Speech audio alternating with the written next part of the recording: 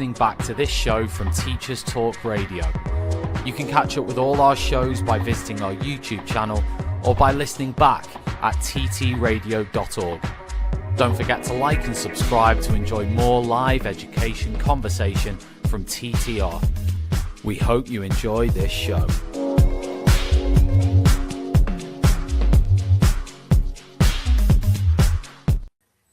Hello everyone, evening. It's Friday night. Hope the heat hasn't been getting you down too much. Welcome back to my final Friday show of the summer and my first live on StreamYard by myself.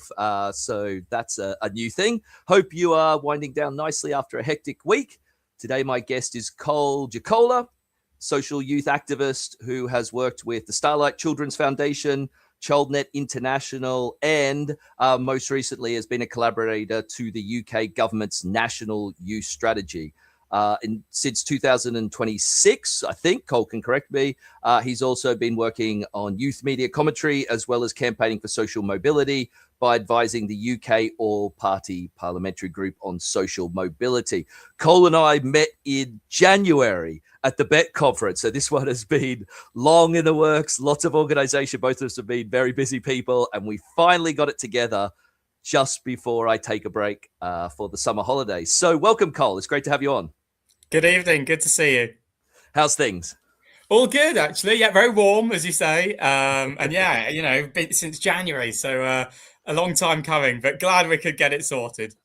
Awesome. So, I think the way to start is to briefly introduce yourself to the audience and give us a bit of a rundown on your background, and also tell us, you know, sort of what motivates you. You're obviously someone who's been very involved in political voice for young people and primarily youth voice.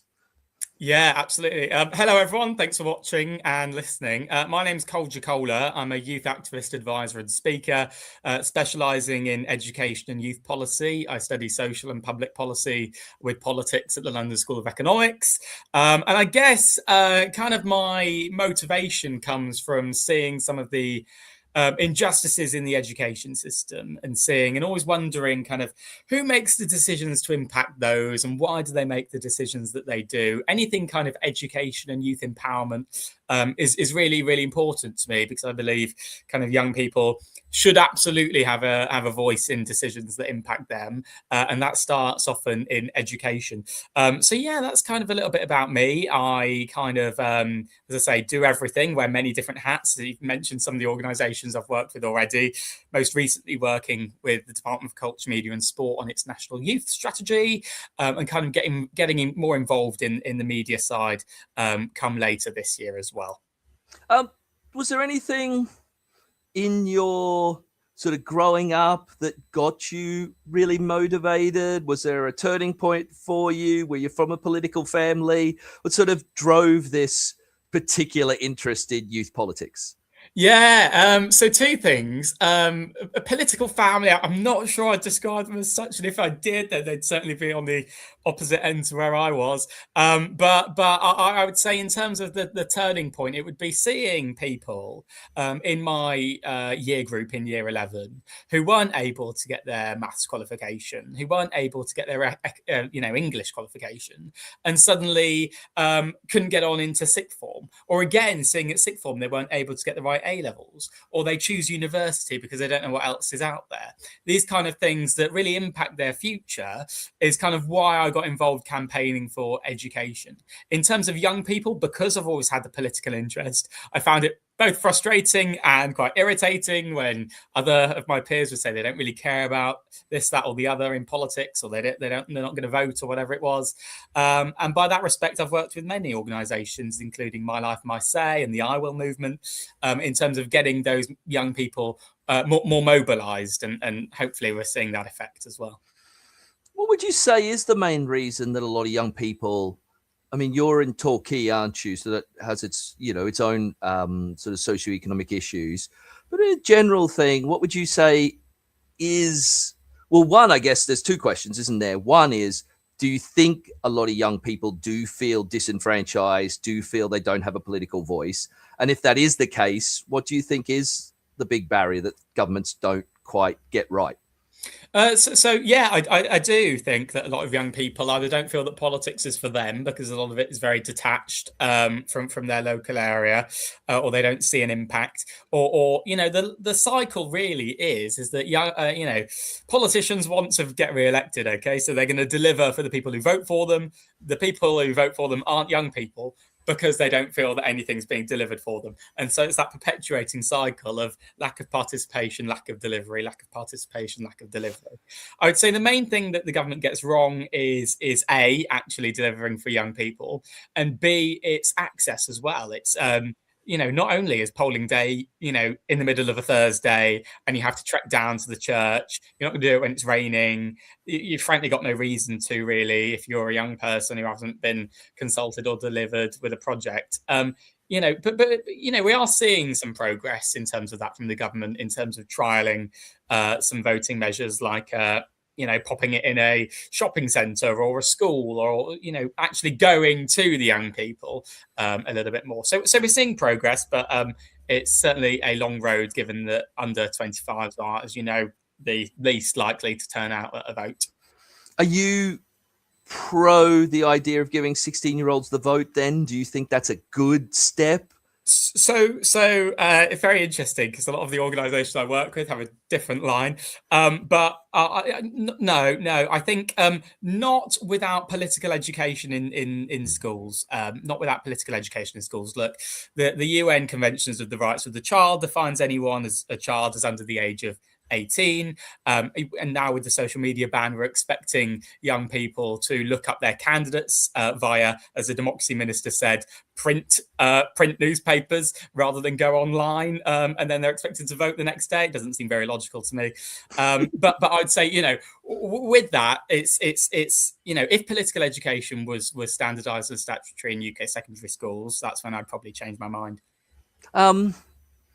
That's an interesting one. What would political education mean? Because when I hear that, I sometimes worry that it's a type of indoctrination, or that there's some like magic bullet. Years ago, I was at a conference, and a lecturer from Royal Holloway, David Campion, who's now unfortunately passed away, he was talking about, French and Italian kids have a much better civil education. They got much better political education.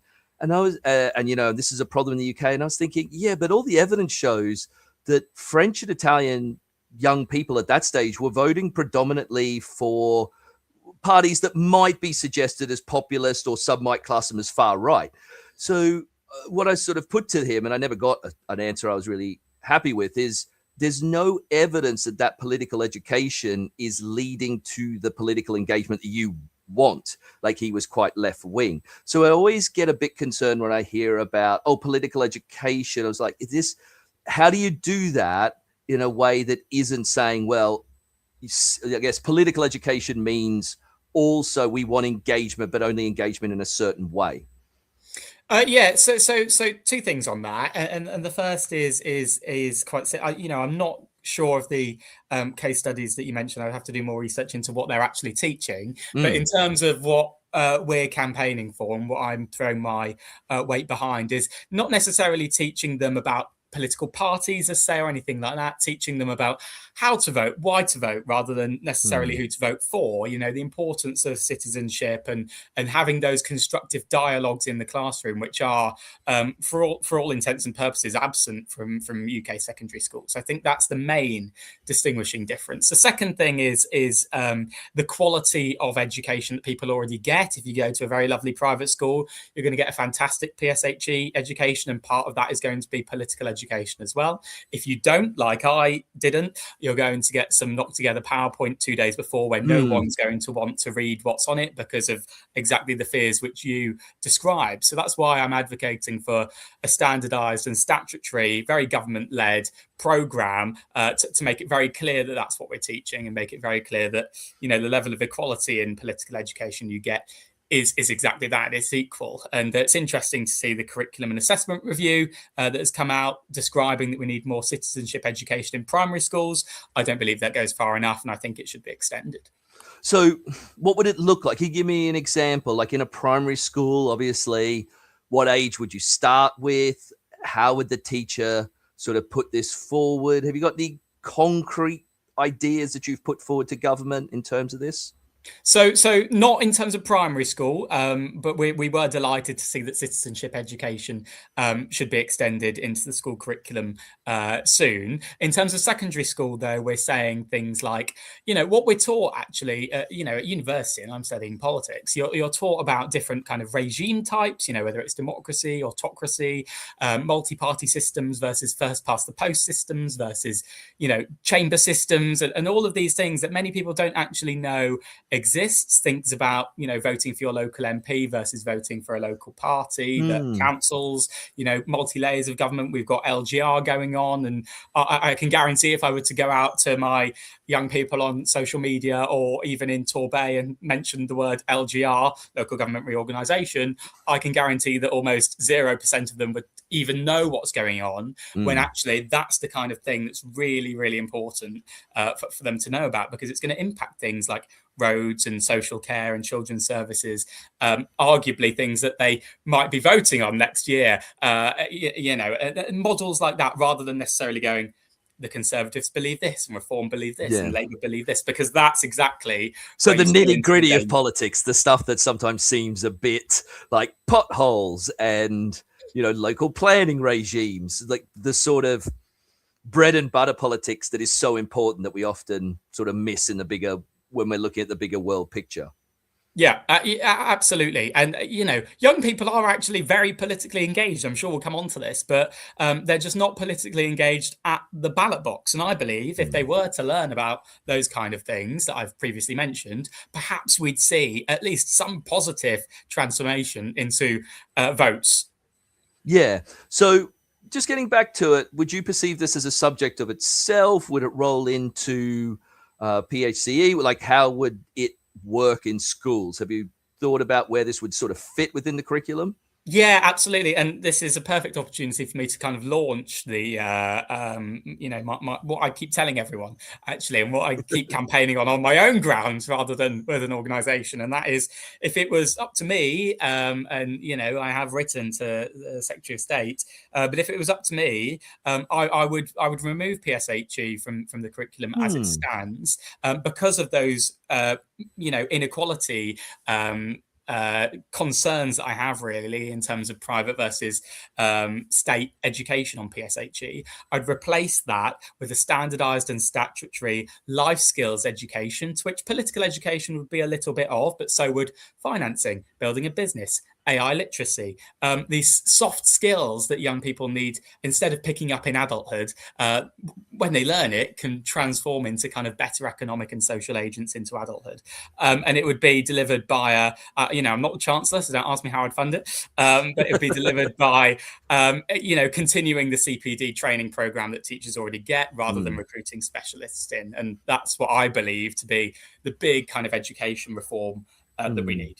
I mean, that sounds amazing. I guess, how do you get over the issue that we've already got, which is some poor teacher turns up, let's say they're a history teacher like me. Oh, you've got this extra class. You've got to teach citizenship. I used to teach citizenship a long time ago in 2008 at a secondary school before I moved into teaching at a sixth form college. And I just dreaded it. The students didn't want to do it. I'd stand up there. I'd have this PowerPoint. There was some good stuff. The idea of citizenship, I think, was introduced by the Blair government, maybe was touching on some of the things you're talking about. But it just was, I got to say, I wasn't super motivated. The class didn't really want to be there. It was super, super difficult and not something that I looked forward to. How would you deal with that particular issue, do you think? Yeah, the reason that that's the case is because it's not the norm. It really isn't. And you'd get a PSHE lesson, certainly where I was from, every couple of months, really. Yep. And it'd be that kind of thing of going in and going, oh, what are we going to learn? Some knocked together PowerPoint about drug misuse or road safety, or 100%. Whatever the theme was on that day, right? But by having this kind of curriculum, actually, it's quite interesting. If you ask young people what they would rather learn in school, they turn out and say those things. They say, oh, I don't know anything about politics. I don't know anything about finance. I don't know anything about budgeting. and I have to pick up everything when I leave and go to university or go and get a job, or whatever it is. They have to learn those skills. So if you were to frame it, and let's just say for sake of time, you take an hour out of maths and an hour out of English, or whatever it might be, and have that as a block fortnightly every week, so that teachers like yourself are more supported by the government to actually deliver the lessons, and actually trained to deliver the exact same lessons across private and state school. I believe you'd have a better time teaching it because you look forward to teaching it and know what you're teaching. And the students would have a better time because we're responding to their needs and wants, and it's kind of building in that routine every couple of weeks. So do you think there is a connection? I mean, I guess, again, how much do you think it is? I mean, it's obviously a concern with radicalization and ideas about young people. Particularly there's a lot in the press at the moment about young men being swayed by certain people on social media. I mean, I guess my first question is, how much do you think it is a massive issue, and how much is media over sensationalizing? And then I guess my second follow-up question on that is that connected to what you're talking about, a feeling of a lack of engagement, a lack of not being able to have a political voice? Yeah. No, look, I think it's of course it's cause for concern. And I'm going to be careful, but my interpretation of it is that yes, there are social media is a huge factor, especially for those under 16, which is exactly why we need this curriculum in place, so that we can teach them how to detect media literacy, spot misinformation, and really come and develop critical thinking skills for themselves, so that they can kind of process what some members online are saying. And I would say, of course, it's 100%. It's why perhaps we're seeing votes in other directions, because young people haven't been listened to and haven't been delivered for. So why would you vote for someone or the other option who hasn't delivered for you in the past? Now there's another option who's looking quite alive and fresh on social media and is saying things you resonate with. Of course it's a problem. Yeah, absolutely. What would you say to someone, Kole, who says, and we get this a lot from our audience who are teachers, I like saying, Kole, this all sounds really good, but I'm an English teacher. I want to teach, I don't know, Charles Dickens. It's not my job to solve Britain's problems by educating kids politically.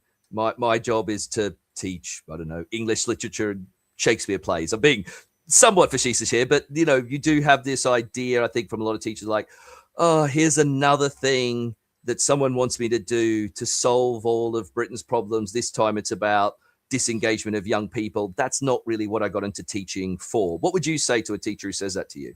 Yeah, sure. My question to that would be, why did you get into teaching? Was it really because you wanted to overanalyze William Blake? That's for my English teacher if he's watching. Was it really because of that? Or was it actually because you wanted to give children the best start in life? And I would probably say 9 times out of 10, it would be the latter. And this is part of it. And I do understand the concerns. So I'm not here to brush that off. And that's why we need the support from government put in place and make it standardized and statutory. Test the waters first, get the teachers' feedback first before it's a full rollout of a scheme. 100%, not dismissing that at all. I would push back on the fact that government as a central entity is popping everything on schools and teachers, of course, and of course there needs to be more resourcing. Totally understand the pressures that exist, but because some of the best parts of children's life are when they go from primary into secondary school and beyond and choose their own careers, I would say most teachers would probably be behind me in saying that they want to upskill that generation as well as teach their very important subject. And so how do you engage with politicians? It's obviously something you do. If you were to tell a young person what would be the best way to be heard, how do you get people who are probably considerably older, maybe from a very different socioeconomic background? How do you get listened to? Yeah, and it's frustrating. It really is. And it really shouldn't be at all. But it is frustrating. I would say to young people who are watching, listening, might see it later, if you want to be heard by your decision makers, there's two options. If you want to be kind of an activist about it and go with something and campaign and do the kind of things that I do, my advice is choose something you either really, really dislike, and for me it was educational inequality that exists, as I've described, or choose something you're really, really, passionate about, okay? And just run with that. If you try and do everything at once, you're going to get nowhere. Maybe it's health policy, maybe it's education, maybe it's, diplomacy. Good luck with that one. But maybe, maybe it's something, okay? And just run with that and volunteer for local organizations. It's how I started. Charities, NGOs, and then just climb the ladder on that respect. If you're a young person who might be thinking, well, I'd quite like a new football ground in my local park, but, what's the point in even doing anything about that? I would say either look for a local youth representative who you can liaise with, like myself, if you're in the Torbay region, or you might have a youth MP from Youth Parliament. You might have a young council movement, something like that. Failing that, I would say genuinely, a lot of people want to listen to you who are sat in those offices. They just don't know how to reach you. And I would say write to your councillor, write to your MP. I know it's tedious and it's the wrong way that we're going about it, but that's the way to reach them. They do want to reach you. They just haven't figured out how to do it yet. So get out there, take the first step yourself, and just keep on going. How do you avoid tokenism? Like, in the sense that, have you ever turned up to these parliamentary committees and felt that you're just a tick box? They want to be able to say, oh, I listened to a young person, we had a voice, but actually they're not really that motivated. Is this something you've come across that you've been worried about in the past? Yeah, 100%. And it's unfortunately one of the main things of kind of youth engagement can be done tokenistically, and is often done tokenistically by naming no names, but some people and some organizations who would rather just go, oh, we've got a photo with the young person at the end, tick to that. No, unfortunately, it's not quite how it works. For me now, it rarely happens because I will just point it out when it's happening and say it as it is. Maybe I'm just not invited to the ones that are tokenistic anymore. I'm not sure. But there you go. I would say, look, the important thing is that if you do feel you're being tokenistically invited to something, stop the engagement. They don't deserve it. If they really are trying to listen to young people, as the youth strategy has, and they take a photo with you at the end and they go, oh, young people, yeah, tick. They don't deserve it anymore. Find something else. Find your resources elsewhere. That's what I'd say. It is alarming, but part of my work is trying to teach organizations not to do that, because often is the time that they don't actually know that they're doing that in a tokenistic way. They think they're doing it correctly and they're not. And part of the reason that I do what I do is to try and fix that in as many organizations as possible. Yeah, so we just had a comment from Dr. Wayne Reed. Thanks for watching, Dr. Reed. So he said what he's found is engaging with local and national government. One example they've seen work well is inviting local MPs and councillors into colleges for informal Q&A, where students ask about issues that will directly affect them. I mean, what are your thoughts on that, Kole?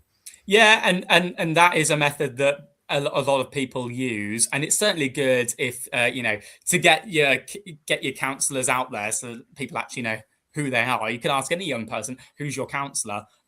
No one would know the answer to that. Okay, so it's good to get that happening. However, and the concern there is an MP might come to a school and the school wants to look very good in front of the MP. So they're going to select the 10 best students to ask a question, not those who perhaps might say, this part of town is really run down and you're doing nothing about it.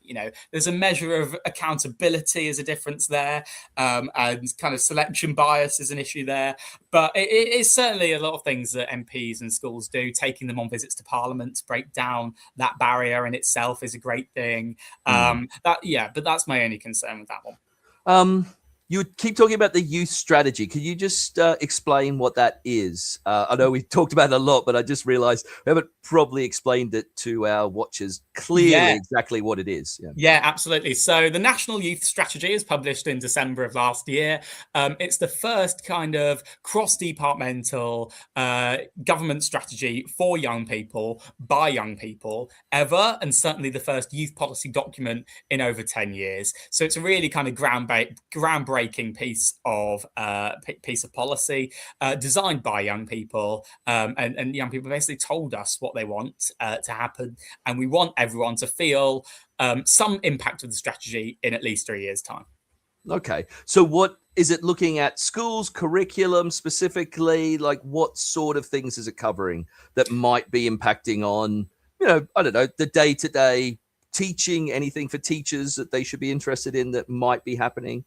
Yeah, so important thing to say is that it's held by DCMS in central government. So it's looking, and the main things that we found were young people, don't have somewhere to go that they feel is theirs. There's no sense of belonging. They don't have any trusted adults anywhere apart from a school, which isn't helpful when it's closed in the evenings or on weekends. And mental health and physical health support were the main three findings. And we're investing, £132.5 million combining different funds from government into help fixing that in a bidding model where local authorities will bid for that money and then give that money ideally to young people to shape their local area on those three things, the three main findings. It's really interesting report. I recommend everyone read it. You can Google it by saying State of the Nation report, DCMS, or the National Youth Strategy, DCMS, and just read our findings. Okay. So you were talking about educational inequality as something that really drives you. If we sort of dig into actual government policies and choices that have been made, what's your personal feeling about the government policy towards private schools and taxation? Is that what you're thinking about when it comes to equality, or you're shaking your head? It's not something to, when you're talking about educational inequality, you don't feel that the solution is banning private schools, getting rid of them, changing things. So what would it be to you? No, not at all. Totally against that policy. Look, what we're going to find really is because VAT is very much a regressive tax, it's going to be put on the price. The price of private school is going to go up by 20%, and you're going to push out the kind of chunk of people who work really hard to send their kids to private school and can't justify a 20% increase in the price. So they're going to fall all back into state school, balloon the class sizes in a state school. And suddenly you've got those kids in state school and then the very elite of the elite existing in private school. If anything, it's going to make the gap worse. I would reverse it. I would reverse it. Yeah. So what would you put forward? It's obviously something that drives you a lot, but what does educational equality look like for you then? If you could say, let's try and nail it down. If you're in front of a minister who says, Kole, give me your 3 big takeaways. Actually, it's the elevator pitch. You've only got like the elevator sort of going up. You've got your chance. They say, all right, tell me you don't believe in this. What's educational equality? Hit me with it. Yeah, 100%. And part of it is exactly what I mentioned earlier. It's the quality of the kind of extracurricular support and the supercurricular support and the skills building sessions that young people, no matter their background, whether they go to private school or state school, are desperately crying out for. If you were to create a standardized and statutory, implement it across the curriculum, an added life skills curriculum to the national curriculum, you're suddenly going to find, a much better and much more drivable workforce in every area of the country. I don't think that taxing private schools and creating this kind of stoking the class divide is really helpful at all. And instead, we need to work on skills building in other areas of the country, and B, it's the proximity to opportunity. We need to be getting employers out there across the country. We need to be building more transport links, of course. But the main kind of educational inequality that I'm really worried about is the tangible skills that young people leave with. And if they're of a lower class background and go to state school, at the moment, they're going to have lower skills, life skills, than if they go to private school. How much does where you're growing up in universities and sort of access to understanding what your options are? I know you were saying you don't, some students feel like they have to go to university and that's always an issue. But in areas, let's go with Torquay, where, you were saying you're from, areas like that might not have access to major universities around them or access to seeing what their options are after school? How much does that make a difference, do you think, in terms of, knowing what your sort of future might look like? Yeah, it does. 100% it does. We're relatively lucky. The nearest main university is the University of Exeter, which Oh, is yeah, of course. Yeah. kind of an hour up the road, and a very good Russell Group university. In fact, I applied there. But the issue is that, as I say, the former Education Secretary Gillian Keegan put it very well when she said young people go to university because they don't know what else to do. And that is the case of one of my friends. She won't mind me mentioning this, who chose a university course, went to university because everyone else was doing it. And then it wasn't the right thing for her. And suddenly, you've got not only the financial implications of deciding that, the very difficult personal decision of making that as well, and the kind of societal impact. But saying that, the ambition is there because the effort and hard work are free for anyone in the country. We had, tens and tens of people at my school interested in Oxford and Cambridge. I'm at LSE. We have another one at Imperial. And, the ambition to do well in anything that they want to do in further life is the same in Torbay as it is in London. It's the skills that's the issue, because suddenly I don't know if I can go and do biomedical engineering or, a work in high finance, because I don't physically have the opportunity to even test the waters in those careers before I decide what I want to study. So, it's super interesting stuff. What is also fantastically interesting is our awesome sponsor. This show is brought to you in partnership with Hachette Learning, publishers of professional development books and resources that support great teaching and learning in schools around the world. Level up your professional development today and visit www.hachetteLearning.com to explore the full range of titles. On a follow-up to that, would you change the current A-level? Would you go to something more like an IB? Would you keep things as they are if you're talking about A-level, that sort of aspect? So I think we should keep A-levels broadly as they are. It's interesting to see the new T-levels and V-levels that have come out recently. T-levels offering, placements really in a range of different courses, as you know. And those kind of things, I'm interested to see the kind of longitudinal data maybe in a couple of years' time in terms of, the uptake of those and kind of, whether they're working, if the placement actually transcribes into further employment or transcribes into a course that's relevant, or, those kind of things. There's something to be said there. There needs to be more done to not just barrel people into university and assume it's the right choice for everyone. I think there needs to be more communication about those kind of courses, both from us and from educational providers. And I'm sure we'll get onto this in a bit, but university courses, looking at the longitudinal educational outcomes data, the LEO data, where are our graduates leaving courses worse off than when they joined them?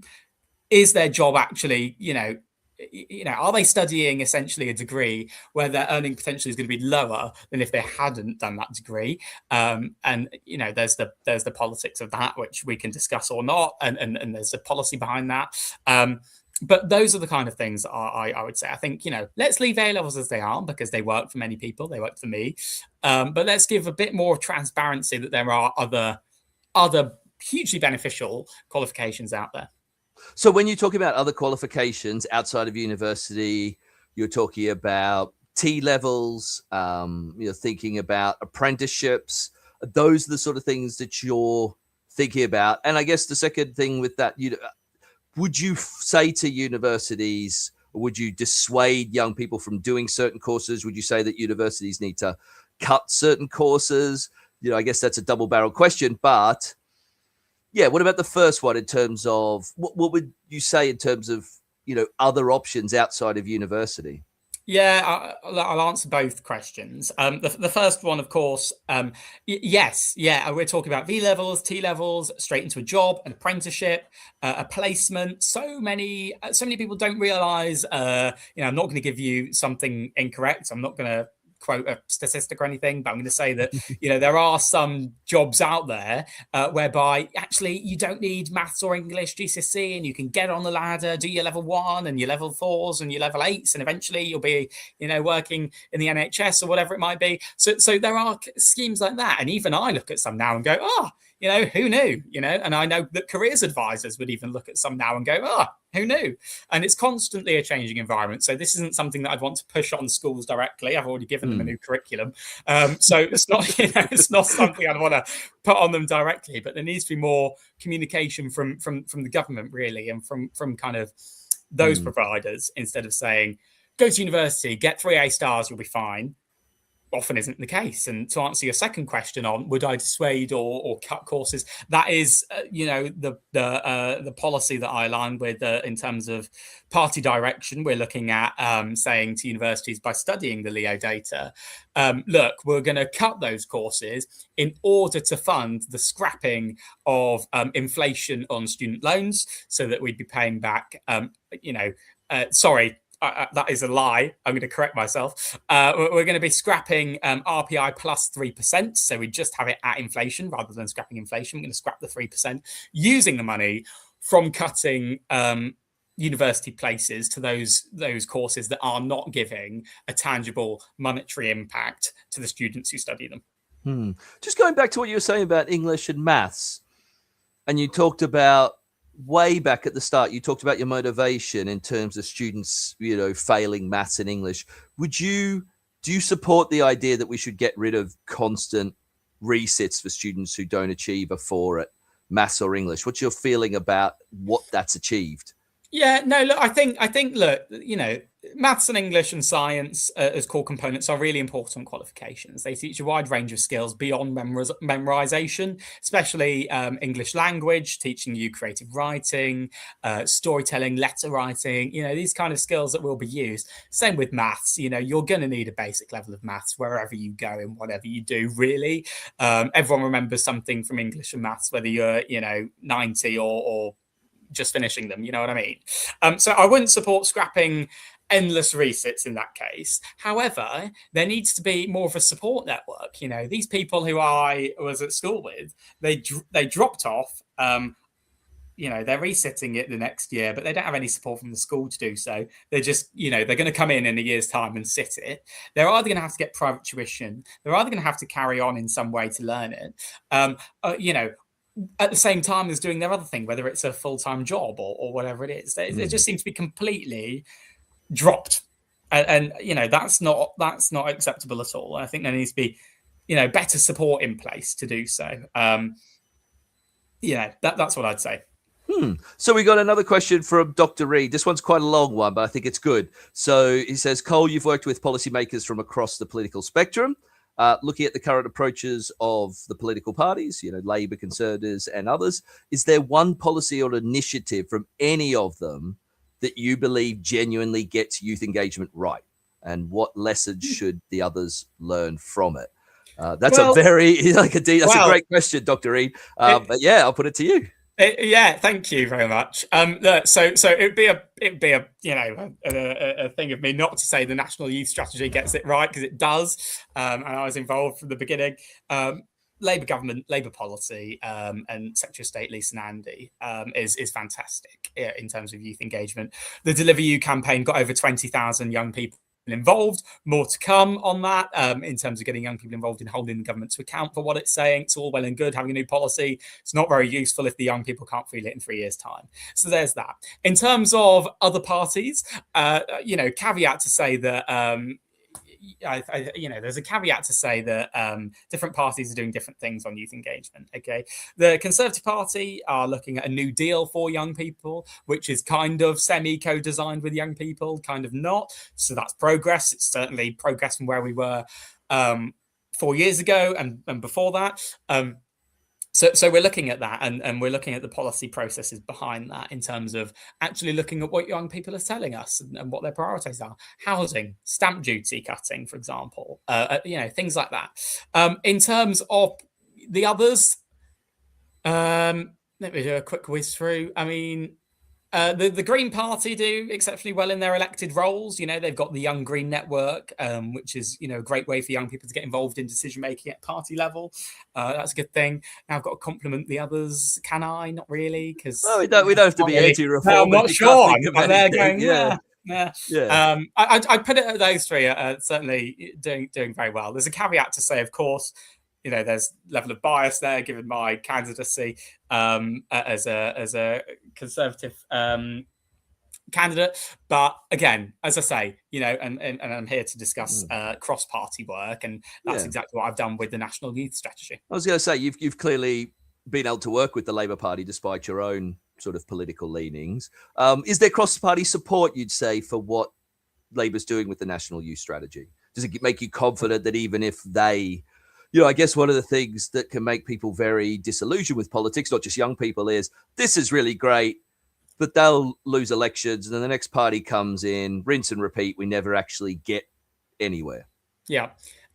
I hope so is the answer. I can't guarantee, but I hope so. And the Shadow Secretary of State, Nigel Huddleston, thinks that a lot of things in the strategy are very geared and the right sense of direction. The idea was for this to be the blueprint of future policy making. We'll get on to the social media stuff in a minute, but the idea was for it to be the future of policy making, cross-departmental, involving young people when it's about young people. So I hope that any government who comes in would have that sense of direction. But the point is that in 4 weeks' time we might have a new Secretary of State, we might not, who knows?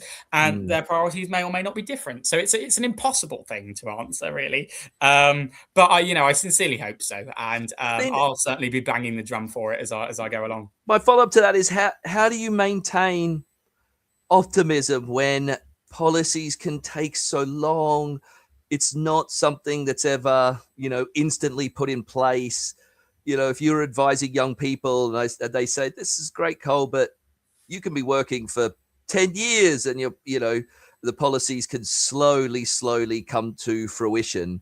What would you say to a young person who's like, it just takes too long and the wheels of politics are just so slow? It's very true. If you want something fast, work in business. If you want something slow, work in politics. However, I would say that it's part of the policy-making process. When you actually go behind the scenes and when you actually work with the policy officials, you kind of get why it takes so long. They have to get the data right, then they have to do the data again. Engaging 20,000 young people, quite a hard thing to do. Making sure their responses are weighed equally, getting the statisticians in to weigh it all, then getting a ministerial response and then saying, it's not quite right with the government priority, redo it and redo it. So I totally get it. Totally get that it takes long. However, what I would say is the reason why I still do it after it takes so long is because I know that the impact it might have to future generations. It's great that, as I say, I'm 19 and banging the drum for even my age group and a bit older to be listened to a bit more.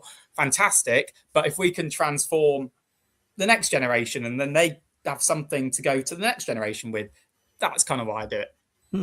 So, let's get into the sort of latter part of our interview in terms of specific policies. We've already talked about taxation on private schools. Not the AI, we might get to that later. The social media ban that we just touched on, for or against, and then sort of we can elaborate. Against, yeah. Against. Oh, that's interesting. So why is that? Very much against my party as well on this. But against, and the main reason is there's quite a few reasons, but I'll summarize. The main reason is because it's not young people's fault at all. It's the social media companies' fault. There are a range of measures that we could look at because I totally understand where the foresight is coming from. The dangers that social media has, especially on younger people, in terms of content and those kind of things that haven't been. Social media companies haven't taken enough action in the past. 100% get it. I get it. However. And the however is that why don't we look at a compromise, something in the middle? Let's say you get 3 hours a day or something. Let's say that we give completely random algorithms to under 16s rather than if you watch more Andrew Tate, you'll get more Andrew Tate, for example. Just give it a completely random algorithm. Why are we banning YouTube as well so that a GCSE biology student can't watch free science lessons YouTube videos to revise biology, but the next day they're expected to vote on who to elect as their local MP. It doesn't make sense. And the second half of it is I went to, at the BET conference, I went to a roundtable with a range of different young people. Interestingly, at the same time, the House of Lords were discussing the social media ban. How many young people were there? Zero. But a young person said to me, look, I've come out of hospital. I had cancer and was in treatment for ages and ages and ages. The only real way I could contact my friends and stay kind of connected with the world was via social media. Okay. All well and good telling young people to go and use WhatsApp, or I don't know, I think WhatsApp might be included. Go and use a messaging app. But actually it's the communications, it's the day-to-day. It's sending a funny Instagram reel, it's sending a TikTok that they might find relatable. And when that young person was in that situation, they relied on social media in order to maintain connection with their friends. So yeah, totally against it. And I actually think the consultation process from the government was very disappointing. What about, so if I said to you that's great, that's a fantastic answer. However, we just don't have enough power against these tech companies, big tech or whatever you want to call them. They're never going to do what you say would actually be a solution. They're pumping poison into young people's minds, and basically, you know, they're a danger, just like a danger such as smoking cigarettes or drinking alcohol. We ban those for young people. It would be fantastic if we could do what you're saying, but we can't. So we've just got to treat them like we do cigarettes. And we say, sorry, your brain's not developed enough. You can't do this until you're a certain age. Yeah, well, I'd say, you know, no one's above the law, and neither should those companies be. And I understand the past actions of the companies, you know, skirting around things that are the other. But we've actually, you know, when age verification came in for certain online sites, we saw the use of those sites decrease. We saw kind of a good positive response to that. And now, funnily enough, we're going to have to age verify every single social media. Again, there's concerns about data there and where that's going. I would say, look, if we legislate and give the regulators some more kind of powers, they should follow it. And if they don't, then we can discuss a ban, absolutely, or a fine. And suddenly, if you fine them 10% of their global revenue, they might start, you know, complying. And if they don't, that's when we ban. So you see, like, basically this is, you know, going at it with a massive hammer to smash a walnut in a way that there could be a more medium sort of aspect, because there are aspects of social media that work well for youth engagement. That's sort of what you're saying in a basic way. Yeah, you know, in a nutshell, like, on top of the kind of social story that I added in, it's basically, you know, funnily enough, we had all the government this year join TikTok to engage with the younger audience, and then they're banning the younger audience from TikTok. It just seems completely unreasonable, and they're using the influencers to get across their messages as part of a new communications campaign. You know, they're getting in different kind of, you know, people get their news from TikTok now. Young people get their news from TikTok, so they're getting in the TikTok news people to interview the Prime Minister, and yet they're banning the young people who watch them from TikTok. It just blows my mind. And the consultation process from the Department for Science, Innovation and Technology, I'm interested to see how that actually worked. I wasn't a youth collaborator on that one. I knew the youth collaborators on them. I haven't had a conversation yet, but I'm, you know, I think I'm reasonable in assuming that it wasn't done in the same way as the youth strategy was done. So, but you're not saying, obviously, no legislation, laissez-faire. You're talking about certain restrictions that would be, in your mind, more reasonable as a medium sort of aspect of, without a blanket ban, basically. Yeah, a compromise needs to be reached, I think, somewhere in the middle, like the ones that I've suggested. And it was good to see at London Tech Week, the Prime Minister announced that the banning of sexually explicit images, because I said at that conference, I was interviewed by The Independent, and I said, well, it blows my mind again that you have, you know, on Instagram or TikTok, or whatever it is, shields. I don't know if you've ever seen those invisible kind of things saying this content may be graphic, or this content may be of a nature that... It blows my mind that can be detected, but in order to see it, you just need to tap it. If it can be detected, surely it can be removed at the same point. And it was good to see that be announced, or certainly that be called for at London Tech Week. Absolutely. So in terms of technology, AI, what's your feeling about that? As a teacher myself, I dread, I see massive benefits. It helps me a lot, but obviously I see massive problems with students seeing it as a crutch, I think, in some ways to do the thinking for them. I also worry about autonomy and about students thinking for themselves and not letting, essentially a computer do it for them. In terms of education, do you have any thoughts on where it sort of fits as a young person yourself, obviously, where you would see it as like it does have a role in education, but only so far? I mean, again, government legislation, is there a place for governments to step in there as well? Yeah, so I love AI and I use it as a junior member of staff most of the time, really. I see, LSE have partnered with Anthropic, the people behind Claude AI, as a partnership to give the best kind of Claude Premium access to all of its students. And we use it, as is. It's really interesting that you mentioned AI in education, because one of my latest projects was a policy proposal to the Department for Education on AI in UK secondary schools, where I called for, as part of the curriculum I was talking about earlier, having an AI literacy component to that curriculum, so that we teach young people the critical thinking skills. Because what often happens with AI, you're right, people will say to GPT or whatever, write this essay or do this for me or find a way around it, or whatever it is. And that removes the kind of, they're cognitively offloading something to the AI, okay? And it's quite interesting. I will send it after, and I think you're more than welcome to share it, or I might redact some bits, but you're more than welcome to share it. And basically what we're saying is, if we were to have this kind of AI literacy curriculum, kind of component to the curriculum, we can teach the ethics of AI. I guarantee many people don't know that AI, most of it's made in China, but most of it's developed in the United States. You can have a very Western output no matter what you put into it. What about the rest of the global context? Are we thinking internationally about it? All of these kind of things are actually really quite fascinating in the way in which AI is going. Certainly has a place in education. I'm not saying ban AI, which has been floated by some people. I think that's ridiculous. It's here. We need to use it. We need to get with the times. We want to be a global leader in AI, so we shouldn't ban it at all. But by teaching people how to responsibly use it, I think we would see a positive impact. So let's sort of, in our last part, come to my big question, which is the title of our show, which is, what do governments get wrong about young people and why? So I've been leaving this one more to the end. But what would you say are the big things that governments, having worked with government a lot, that they misunderstand about young people? They think they're not engaged, and they are. Just they don't know how to reach them, really. And I always push the very ethnographic way of working with young people.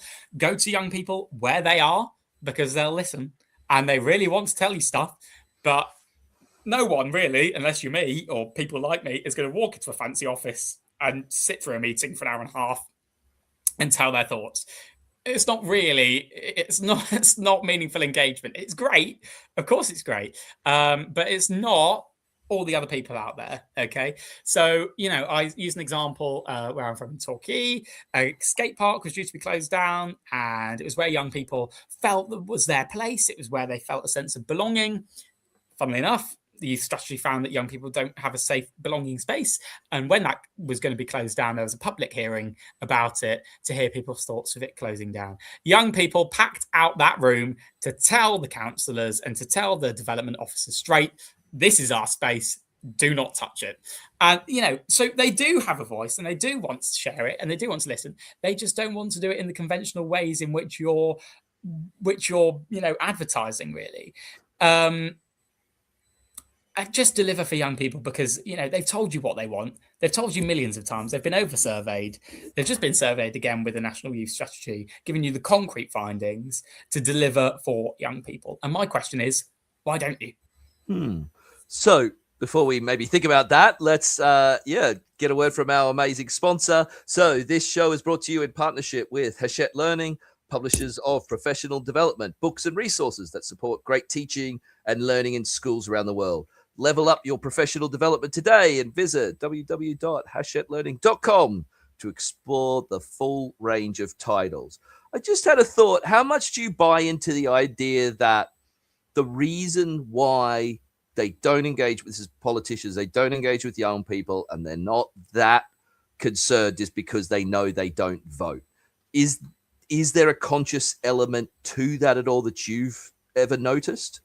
So I don't have data on it, but that is the kind of cycle that people tell me, and the thing is that they get two responses. I'm like, oh, why, why aren't you voting in this election? So that I don't know enough, okay, and that is partly fixed by the curriculum I proposed earlier, or I don't care. And I'm like, well, no, that's a lie. That one's a lie, because you do care. Because suddenly, if I'm telling you that there's a war going on in, a country around the world, you're going to care about that. If I tell you that your fuel prices are going up, you're going to care about that. If I tell you there's a new football regulator, you might not really care, but you're going to care about that when it comes to changing the game of football.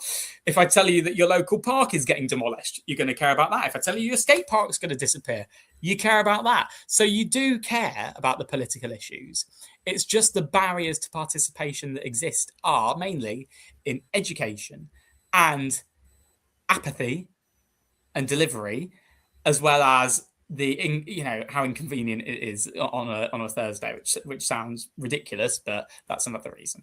Okay, so radical policy idea. I decide, I don't know, I'm suddenly prime minister with absolute power in Britain. That's a scary thought. And I decide the way to achieve equality of education is I'm just going to scrap all private schools. We don't have private schools. Everybody goes to a state school. We're all equal. That's how you achieve educational equality. Thoughts? Won't be any surprise to say I disagree. No. But